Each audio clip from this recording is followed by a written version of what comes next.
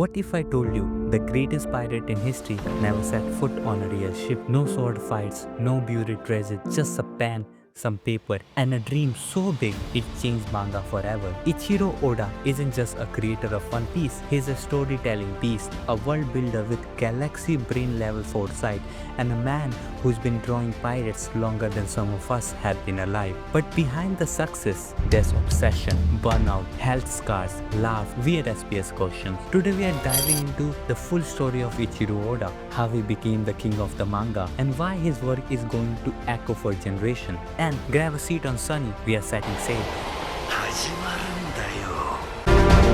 Eiichiro Oda was born on January 1st, 1975 in Kumamoto, Japan. Yeah, the dude literally kicked off the year with mangaka protagonist energy. From the age of 4, he knew he wanted to be a mangaka, not a firefighter, not an astronaut, a mangaka. His early obsession, classic pirate tales, Akira Toriyama Dragon Ball and Vicky the Viking, a German-Japanese anime that left a huge impression on him. Oda was also obsessed with drawing. In school, he doodled characters instead of paying attention. And in a middle school, he started developing a certain pirate story. The first seed of One Piece was already built in his notebooks.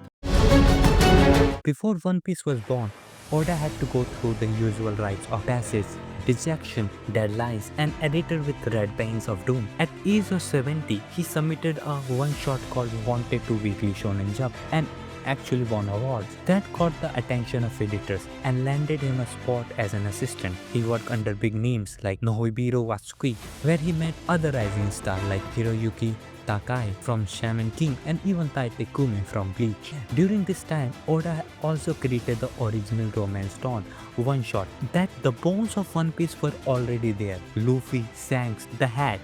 Editor liked it, fans loved it, and in 1997, Shonen Jump gave him a green light. One Piece officially launched in July that year. Oda was just 22.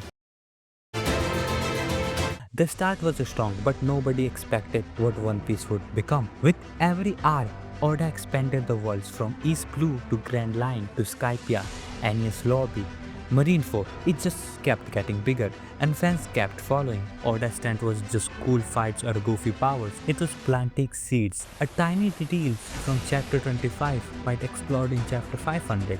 A villain introduced in cover story could become a canon 10 years later. This guy playing 4D chess while other writers were playing Uno. Let's talk about Oda's legendaries and honestly scary work ethic. In his prime, he worked 21 hours a day. That's not a joke. He slept for 2 to 3 hours, usually on his office couch. His assistant said they come in and he was already there, sketching like a machine. He said things like, "I wanted to draw manga until I die." And yeah, we believed him. It's got so bad that his editors forced him to take breaks, especially after surgery in 2010. The dedication is legendary, but it also makes you worry. Still, that's how he kept One Piece running for 25 years without losing a steam. In 2012 interview, he said he already had the ending of One Piece in his mind. Since the beginning, 500 plus characters, dozens of islands, ancient weapon, Joy Boy. This man is built different. There's a reason One Piece isn't just long, it's good. Oda builds worlds where even background characters feel real. He plays with tone like jazz musician. One minute you're crying about reindeer who lost his dad. The next minute you're watching the same reindeer turn into monster and body slams a villain. His themes hits hard. Fond family, freedom versus control, inherited will, corruption, racism, war, and much more. And through it all, Oda never forgets to laugh. Even the SBS, his Q&A corners turned into a meme fest. Peak comedy there. With great success comes serious health problems. Oda's intense lifestyle eventually caught up with him. He had eye surgery, fatigue-related breaks, and more. In 2023, he had a surgery for astigmatism and took a break, something he really does. Fans were worried but also relieved. The truth is, we want him healthy more than we want weekly chapters. Oda is human. He's also a husband and father now. But even when he takes time off, he's planning. The man's brain doesn't stop. With over 500 million copies sold, One Piece is the best-selling manga in history. But numbers don't tell the full story. Oda has inspired generation of creators, from mangaka to animators to fans writing their own pirate story. He even changed the way editor thinks. Weekly Shonen Jump gave Oda freedom than most author gets because they knew he had a plan, and globally he made pirates head school again. One Piece.